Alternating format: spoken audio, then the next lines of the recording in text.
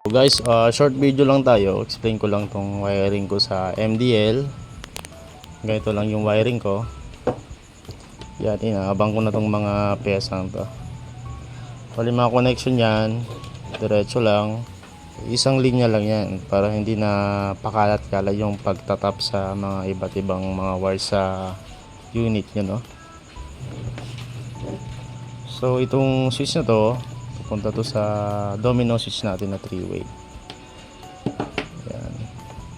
Tapos yung isa naman, yan yung papuntang accessory wire. So ito, ground tsaka yung positive niya. Yan. So kung paano siya gumagana, lagay lang natin to sa negative and then sa positive. Parang magkasama na yung positive tsaka ACC wire. Kasi for example video lang naman to kung paano yung wiring para hindi makalat. Yan. So na set na natin yung battery, positive, negative, tapos yung switch. Yan.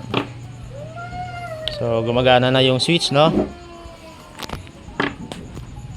So as you can see, nakalagay na yung positive, negative natin dito. So try natin yung switch. Yan. Ay, nalis yung isa. Nalis yung isang wire. So yan, nalagay natin yung wire. Check natin yung ilaw niya.